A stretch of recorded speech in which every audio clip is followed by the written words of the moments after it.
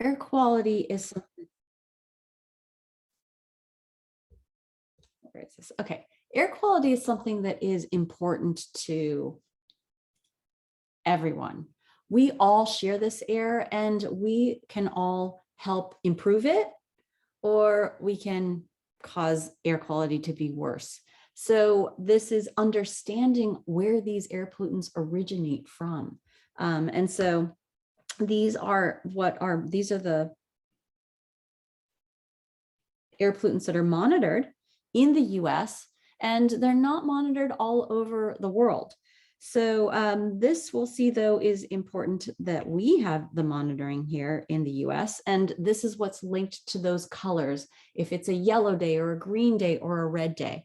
Okay, but first let's understand what's going on. So this is the looking at any table, just like looking at a graph, you need to first kind of figure out the lay of the land. So there's this title, which says that this is the standards in the United States, okay? And what the air quality standards are is that these are maximum levels of the pollutants that are allowed. Okay, so that's what a standard is. A standard is, okay, I'm going to set the number here, and this is the maximum amount of air pollutant that is allowed in the US. Now, what does ambient mean? Ambient means outdoor air. So we will talk about the fact that outdoor air, sorry that that's very messy, outdoor air is monitored in the US, not indoor air. The main reason is it's just not possible to monitor all the separate indoor spaces inside of a house or inside of an office or inside of any particular building. Outdoor air can be monitored all around the country, but not indoor air. So there are outdoor air quality standards. And what is monitored? What are the pollutants that are monitored? I have to rewrite that. Okay, so what are the pollutants that are monitored? These are the main ones that we talked about last time: the carbon monoxide, nitrogen dioxide, ozone, and sulfur dioxide. Those are the gases. And those are the gases, and you will notice that the gases are listed in this column with the units ppm. So the gases are in units of parts per million. Now, parts per million is a way to list a concentration when there's not a lot. So when it's very dilute or there's not a lot of it in your mixture, parts per million and parts per billion are the units that are standardly used. And so that's good, because if you have a pollutant, whether it's an air pollutant or water pollutant, you don't want there to be very much. So this is a good standard. It's already low by the fact that it is units of parts per million. Now let's look at the breakdown of the numbers that compare. So one thing that's not in this column that lists the parts per million are the particulate matters. The particulates, sorry, the particulate matter, the particulates, I want to change the color here to red. Particulate matter is actually the most dangerous. Those are your solids and liquids. So liquid droplets, solid particles, those you still can't see, they're still too small, and they are the PM10, but PM 2.5, those are the most dangerous, because as I mentioned in the video, they can get into your bloodstream and accumulate in your bloodstream, and your body cannot clear those. And so those are actually not listed in this because they can't be listed in the parts per million measurement of concentration, but they are listed in this column as this concentration unit, which is microgram. So recognize that micro metric prefix, which is 10 to the minus 6 microgram per meters cubed. And so these are also listing the concentration, but they're this is listed for the gases and also for those particulate matters in this second column. Okay, so let's go back to this. Everything on this, we can ask some answer some questions. So we've got, first of all, what organization monitors and measures the air quality? So that is the US Environmental Protection Agency, that's the EPA. And this was established by the Clean Air Act of 1970. And because it is a US government agency, it is completely dependent on the whims of politics. So who's in office, or what political party is in office, or who is the head of the EPA can change these standards. Now, it's not easy to change the standards, but it's certainly easy to not pay attention to the standards and say like, we're not going to pay attention to ozone for the next 4 years or 8 years. And so when there is, it is political, some of this is political, even though air quality is something that every human wants, no matter what country they're on the planet, no matter what political affiliation, everybody wants clean air. Okay, so the units for these standard values, the units I mentioned are, there's ppm, and there's also the microgram. So that's the metric prefix micro. It looks like that kind of cursive U over meters cubed. Okay, now what does the standard value represent? I had written that at the top, but that's the maximum allowed concentrations of those air pollutants.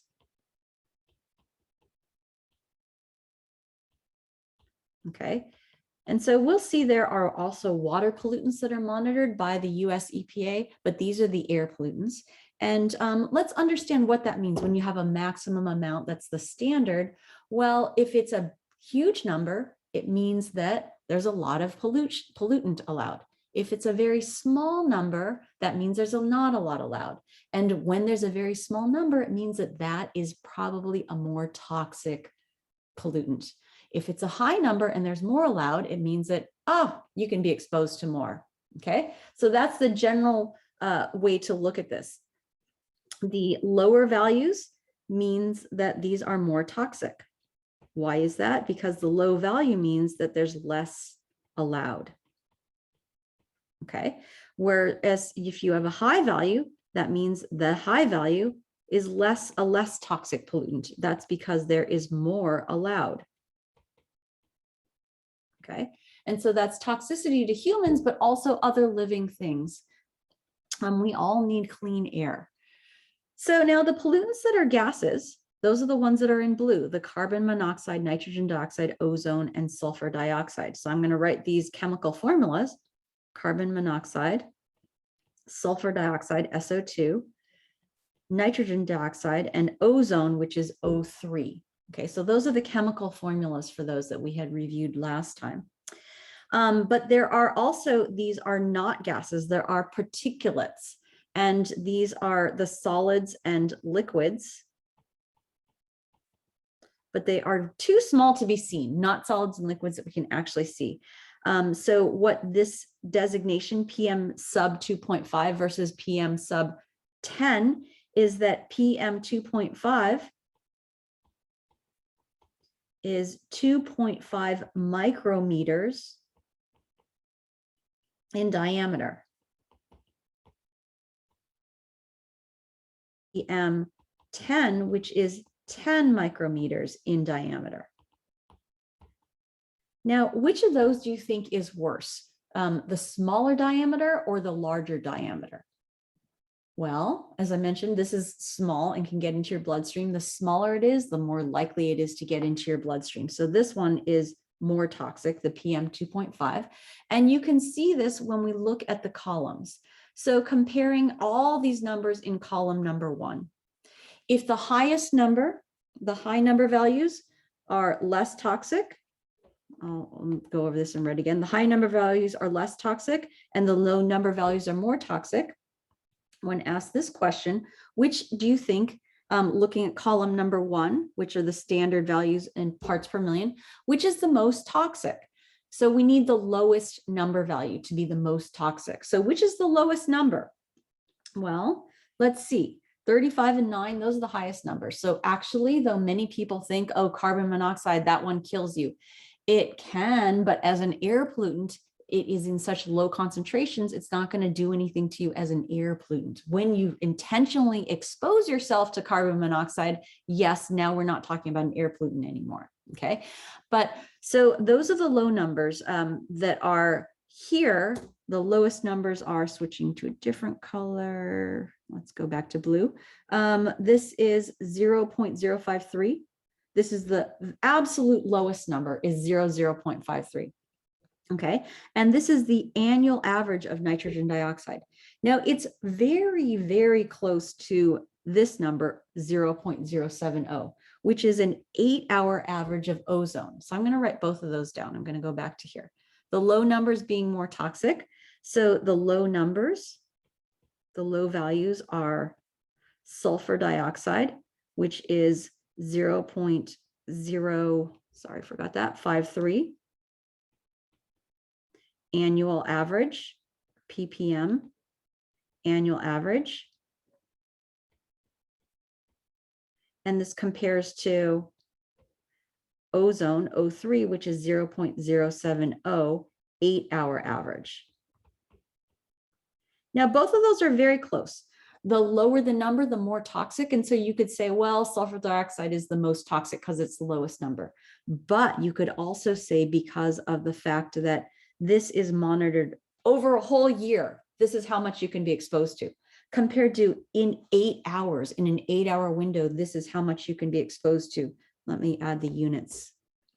This is 0.070 ppm. This is actually, ozone is considered, because it is monitored in an 8-hour window, and it's a low number, almost as low as sulfur dioxide. This is actually considered to be the one that is toxic and is monitored on air quality indexes every day. So when you're looking at a yellow day or a red day or a green day, that's what they're mostly paying attention to, is the ozone, even though by numbers, sulfur dioxide could technically be listed as more toxic. Okay. Because ozone is something that affects you, and it is something your body can clear out, but also it affects you temporarily. It can cause breathing problems, particularly for susceptible individuals with immune compromised or asthma or lung cancer, anything where their lungs are not 100%. Okay, so this is from column 1. But let's go back up and look at column 2. So column 2 is this column over that was in red. This added the particulate matter. And so the particulate matter, erase that. When you look at these numbers, these are actually the numbers that are the lowest in this second column. So that you got 40,000, 10,000, 200. Well, these are actually the lowest numbers. And what's the absolute lowest number is this one, the 15, which is the amount of 2.5, PM 2.5. So that's that very small part, the very small particles that could potentially pass into your bloodstream. So let's add that. So the lowest value is for PM 2.5, which was 15 micrograms per meters cubed.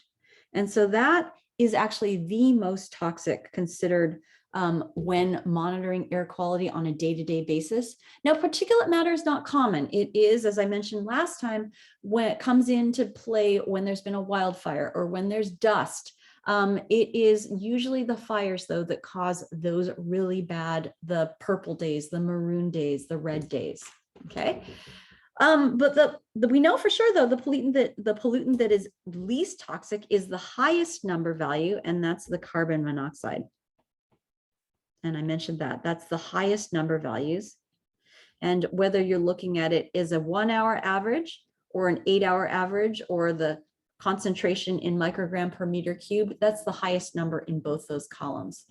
Now, this 1-hour average speaks to the fact that your body can be exposed to carbon monoxide and it is toxic, but you can also clear the carbon monoxide. Your body, when you are removed from the carbon monoxide after 1 hour or after the exposure, your body can clear it and regenerate and rejuvenate. So carbon monoxide, though it's famously known as being this, it's no good for you as an air pollutant, it is one of the least toxic. Okay. Okay. I have a quick question. Pick this up. So this is the 2.2 lecture worksheets. And what you find in these lecture worksheets are a great review. So use this. Basically, this is a review of everything you just saw in that video about the individual monoatomic ions.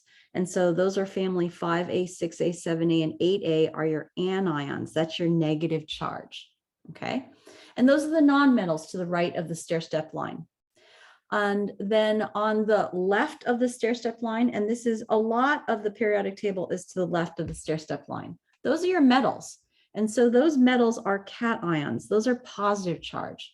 And those are family 1A and 2A, which are way left of the stair-step line, but also family 3A, which is kind of below the stair-step line, but still to the left of it. And so those are all your metals below that stair-step line and to the left. Okay. And what metals do is they form positive charges or cations. So this is a review of all of that. This includes the names, writing the names, and we're going to get some practice of writing the names. But the short version is that when you are writing the names of the anions, the negative charge, you basically take off the letters and you add an IDE name ending.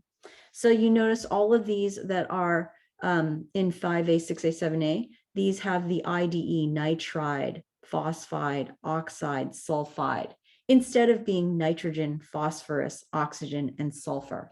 Okay, so it's a practice of taking off the last few letters and adding an IDE name ending when you're writing the name of an anion, the negative charge. Okay, so those are the nonmetals. The metals, these are all exactly the same name. So hydrogen, lithium, sodium, when they're a positive charge, you don't change the name, but, and this gets to the next page, some of these, we'll look at these polyatomic ions next time. Some metals have more than one ion charge, and you have to add a little bit more to the name. An example being these, chromium, copper, iron, and lead and tin. These can have more than one possible charge, more than one possible cation, that's the positive charge. And so you need to add either a Roman number to indicate the charge value. So +2 is the Roman number 2 in parentheses to indicate the charge value. And so that's because chromium can form a +2 ion or a +3 ion. Okay, and so you can use a Roman number, or there's the old versions of the names, which are +1 is the Roman number 1, or you use the OUS ending. So the pairs, you'll notice the lower value of the charge is an OUS ending, and the higher value is an IC ending. So copper +1 is cuprous, and copper +2 is cupric. Now, notice what I said was the lower value charge value and not +1, because when you have iron, the two possible iron ions that can form are iron +2 and iron +3. So iron +2 is called iron Roman number 2, but the lower value has the OUS, so ferrous. Okay, and so you'll notice that these are using the old names, the cuprous, cupric, ferrous, ferric. They are more aligned with the chemical symbols, the element symbols, because those are based on their old Latin, Roman, Greek names. So if you've wondered why lead is has the element symbol Pb, it's because it comes from plumbus, which also goes to the fact that lead pipes or pipes used to be made out of lead, and who worked on pipes were plumbers, and that's where plumbers' names come from, the still Latin or old Roman Greek root. Okay, so zinc and silver are special. So zinc and silver only form one ion, so these do not have the Roman numbers.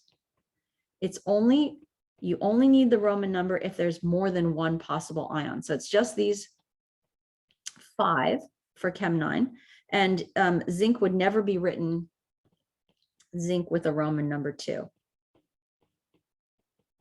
Okay, so let's cross that out. Because there's only one possible charge, it's only just going to be named zinc.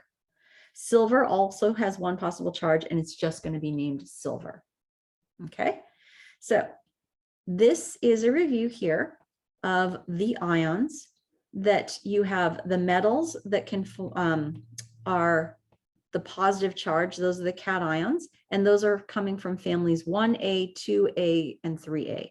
So those are going to be +1, +2, or +3.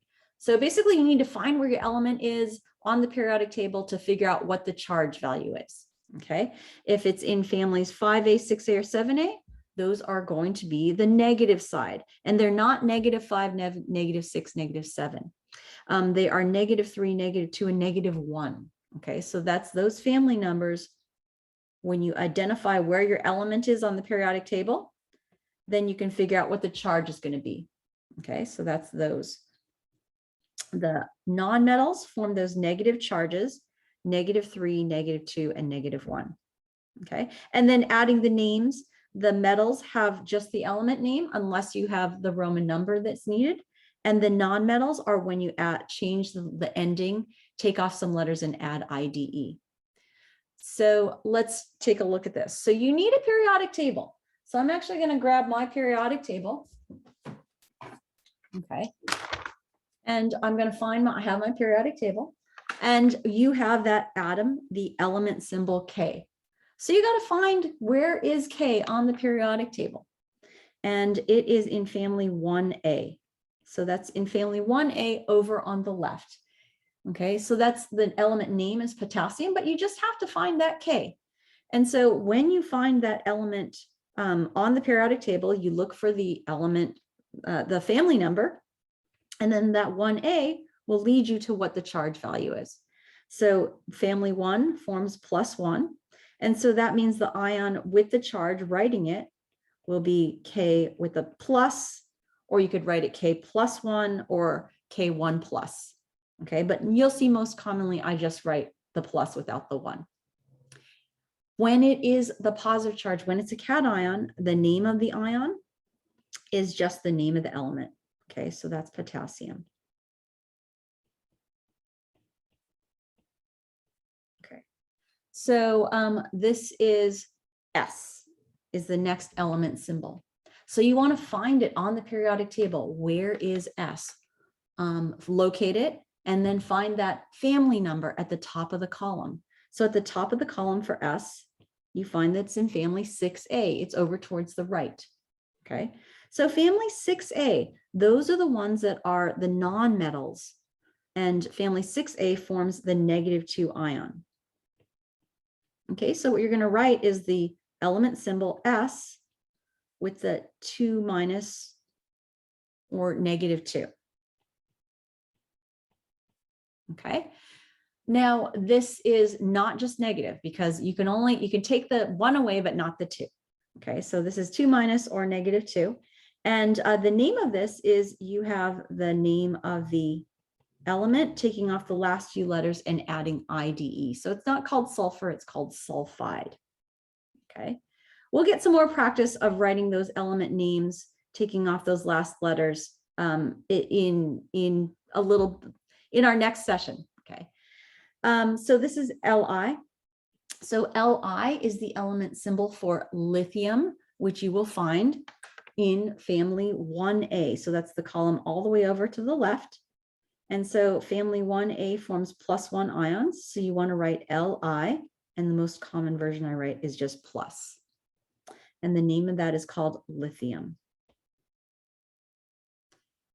For this element symbol O, so O is oxygen. When you find it on the periodic table, you find that it's in family 6A. In family 6A, those form the -2 or 2- ions. So I'm going to write this as the 2 possibilities. You can write it as O2-.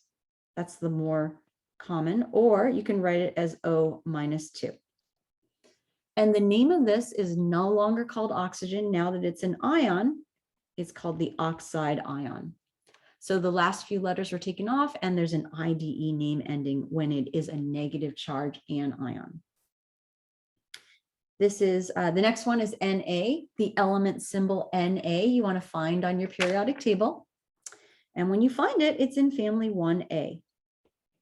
Family 1A forms +1 ions. Okay, so this one you would write Na with just a plus. You can take the 1 away. And the name of anything that's the positive charge that has only one possible ion, that's just the name of the element, which is sodium.